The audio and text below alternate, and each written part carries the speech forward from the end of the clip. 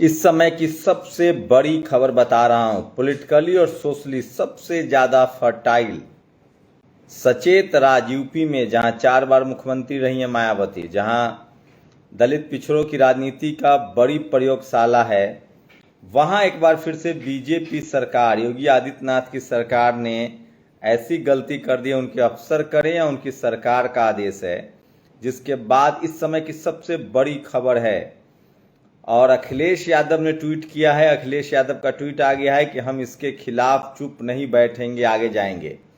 लक्ष्मण यादव का ट्वीट आ गया है। और सोशल मीडिया पर यह खबर जो है वो गोली की रफ्तार से बढ़ रही है। एक तरफ प्रधानमंत्री नरेंद्र मोदी हरियाणा के चुनाव में कहते हैं कि हम दलित पिछड़े का आरक्षण बढ़ाएंगे, कांग्रेस उसके विरोधी है। और सोचिए यूपी में, मैं फिर कह रहा हूं, यूपी में सबसे ज्यादा जातिवाद का अड्डा है। देश का सबसे बड़ा राज्य है आदिवासी जनसंख्या के लिहाज से, और बहुजन समाज के हक अधिकार सबसे ज्यादा कहीं अगर छीने जा रहे हैं, सबसे ज्यादा जातिवाद है तो यूपी में है। एक खबर बता रहा हूं जो आपको झकझोर देगा, और इस समय की सबसे बड़ी खबर है। और पहले अखिलेश यादव का वो बयान सुनिए। भाजपा जब संविधान को खत्म नहीं कर पा रही है तो हम आरक्षण के हक को मारने के अलग अलग तरीके निकाल रही है। भाजपा सरकार आरक्षण के मुद्दे पर जो हीला हवाली कर रही है उसको 90% जनसंख्या वाले पीडीए समाज अच्छी तरह से समझ रहा है। बहुजन को पीडीए का नाम दे रहे हैं अखिलेश यादव। आपको बता दें, बिहार की जाति जनगणना के हिसाब से इस देश के SC ST OBC 90% है। अगर यूपी पीएससी ने आरक्षित वर्ग की चयन प्रक्रिया में बदलाव के फैसले को समय रहते वापस नहीं लिया तो इस फैसले को ऊपरी अदालतों में चुनौती दी जाएगी। भाजपा का आरक्षण विरोधी चेहरा एक बार फिर से बेनकाब हो गया है। सवाल है कि तमाम SC ST OBC की लीडरशिप वाली पार्टियां इसको राजनीतिक एजेंडा क्यों नहीं बना पाती हैं, ये सबसे बड़ा सवाल है। अब वो खबर क्या है वो मैं आपको थोड़ा बता दूं। आरक्षण का लाभ लिया तो अनारक्षित वर्ग में चयन नहीं। 69,000 शिक्षक भर्ती का मामला अभी ठंडा भी नहीं पड़ा है। सोचिए किस तरह से इस देश में एक वैकेंसी नहीं निकलती है जिसमें बेईमानी न हो। यूपी पीएससी ने आरक्षित वर्ग की चयन प्रक्रिया में किया है बदलाव। अब अनारक्षित में आरक्षित वर्ग की नहीं हो सकेगी ओवरलैपिंग। मतलब अगर SC ST OBC वर्ग से आने वाला कोई छात्र जनरल में क्वालिफाई करेगा तो उसको जनरल में जगह नहीं मिलेगी, उसको रिजर्व कैटेगरी में डाल दिया जाएगा। मतलब अद्भुत है। इसका मतलब हुआ कि 10% लोगों के लिए 49.5% सीट रिजर्व कर दिया गया। सोच लीजिए। प्रयागराज में ही यूपी पीएससी का दफ्तर है। उत्तर प्रदेश लोक सेवा आयोग की PCS समेत सभी परीक्षाओं के अंतिम चयन परिणाम में अनारक्षित अनरिजर्व वर्ग में आरक्षित मतलब रिजर्व कैटेगरी की, मतलब SC ST OBC की ओवरलैपिंग नहीं हो सकेगी। किसी भी स्तर पर आरक्षण का लाभ लेने वाले अभ्यर्थी को उसकी अपनी ही श्रेणी में चयनित किया जाएगा। अनारक्षित के बराबर या अधिक कट ऑफ अंक होने के बावजूद आरक्षित वर्ग के अभ्यर्थी को अनारक्षित वर्ग में ओवरलैपिंग नहीं कराई जाएगी। ज्यादा नंबर होगा तो भी नहीं। उत्तर प्रदेश लोक सेवा आयोग में हुई बैठक में निर्णय लिया गया कि जिस किसी परीक्षा में प्रारंभिक परीक्षा, मुख्य परीक्षा, साक्षात्कार और स्क्रीनिंग परीक्षाएं शामिल हैं, वहां किसी भी स्तर पर अन्य पिछड़ा वर्ग, अनुसूचित जाति, अनुसूचित जनजाति एवं EWS आरक्षण का लाभ लेने की स्थिति में संबंधित अभ्यर्थी को उसी की श्रेणी में चयनित किया जाएगा, भले ही अंतिम चयन परिणाम में उसका कट ऑफ अनारक्षित वर्ग के बराबर या अधिक हो। इस व्यवस्था में स्क्रीनिंग परीक्षा को भी शामिल किया गया है। ऐसे में आयोग का यह निर्णय सीधी भर्ती पर भी लागू होगा। सोचिए, मैं बार बार कह रहा हूं, हाई कोर्ट, सुप्रीम कोर्ट में इस तरह के प्रोपेगेंडा कर दिए जाते हैं। सुप्रीम कोर्ट में ही कह दिया गया कि अगर आपने रिजर्वेशन की छूट ली है, जैसे एज में, एज का तो एक तो खत्म होना चाहिए। एज की वजह से बहुजनों की बड़ी गड़बड़ी हो रही है। उत्तर प्रदेश लोक सेवा आयोग ने अपने स्तर से यह निर्णय नहीं लिया है, बल्कि हाई कोर्ट के आदेश के अनुपालन में आयोग ने यह बदलाव किया है। जगदीश, यूपी PCSC, आरक्षण का लाभ नहीं लेने पर अनारक्षित वर्ग में भी चयन। वहीं अगर आरक्षित वर्ग का कोई अभ्यर्थी किसी भी स्तर पर आरक्षण का लाभ नहीं लेता है एवं प्री मेंस इंटरव्यू स्क्रीनिंग में शुरू से उसका कट ऑफ अंक अनारक्षित वर्ग के बराबर या अधिक होता है और अंतिम चयन परिणाम में भी यही स्थिति बनी रहती है तो उसे पूर्व की भांति ही अनारक्षित वर्ग में चयनित माना जाएगा।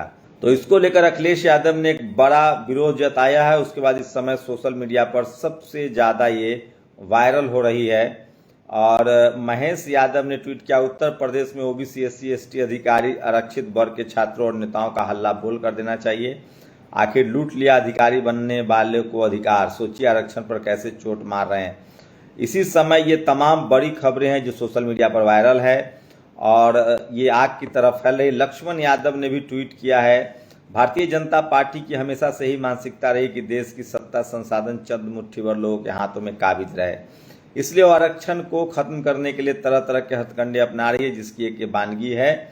तो ये बड़ी खबर है जो सोशल मीडिया पर वायरल है। और सोचिए इस देश के 90% सबसे ज्यादा गरीब लोग की क्या हालत है। SC ST OBC की 17,000 रुपए नहीं थे, IIT की सीट छूट गई। ये यूपी के मुजफ्फरनगर जिले के दिहाड़ी मजदूर के बेटे ने, SC समाज से आते थे, दिहाड़ी मजदूर थे, उन्होंने अपना क्वालिफाई किया लेकिन उनको 17,000 रुपए नहीं था। इस देश में जमीन संपत्ति बिजनेस व्यापार नहीं है SC ST OBC के पास।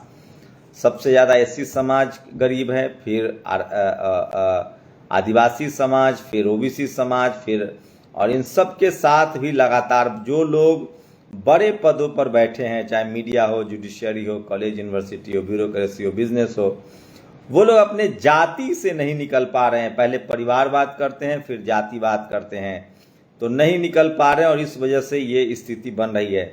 भारत में समान वर्ग की आबादी 40%, NNS सर्वे। सोचिए किस तरह के झूठ फैलाए जा रहे हैं। अब तो बिना जाति जनगणना के जनसंख्या भी बढ़ा दी जा रही है। सूरज मंडल जो कि दिल्ली यूनिवर्सिटी के प्रोफेसर, उन्होंने ट्वीट किया है, सही है, समान वर्ग यानी 40%, सवर्ण 40 नहीं शायद 80 होंगे, इसलिए जाति जनगणना करा लें। क्या पता देश का सारा संसाधन और उच्च पदों पर दलित, पिछड़े और आदिवासी बैठे हों और सवर्णों के साथ घोर अन्याय हो रहा हो और इस साजिश में भाजपा पार्टी RSS शामिल हो। हम तो हमेशा से अन्याय जिसके साथ हो रहा है उनके साथ खड़े रहते हैं। अब जाति जनगणना के नाम पर अपनी करवाना चाहिए। जय भीम, जय मंडली। ये सोचिए, अनुसूचित जाति 10%, अनुसूचित जनजाति 15%, मुस्लिम OBC 10%, हिंदू OBC 26%, समान वर्ग 39%। इसी आरक्षण, इसी सर्वे के आधार पर सुधीर चौधरी लोग शो भी कर देते हैं। तो ये एक तरह के फर्जी आरक्षण है और इस तरह के चीज़ों के खिलाफ लगातार सोशल मीडिया पर लोग लिख रहे हैं, पढ़ रहे हैं, बोल रहे हैं। तो सोचिए जाति जनगणना कराने का जैसे ही अनाउंस हुआ है तो तमाम तरह के हथकंडे लाए जा रहे हैं। तो अब BSP सुप्रीमो मायावती की एक और अपडेट दे रहा हूं। हरियाणा में लगातार चल रहा है, वो पहले भी बताऊंगा। 27 सितंबर को फरीदाबाद में उनकी बड़ी रैली है। पिरथला में 27 सितंबर पिरथला फरीदाबाद में एक बड़ी रैली है BSP सुप्रीमो मायावती की। तो ये बड़ी खबर है। और वहीं यूपी में सोचिए, यूपी में UPSSC जो UPSC है, जो पब्लिक सर्विस कमीशन है, उत्तर प्रदेश सिविल सर्विस जो कमीशन है, सोचिए किस तरह से एक झूठ खबर फैलाई गई कि 56 SDM वाली बात है, यादव है, जब अखिलेश यादव की सरकार थी।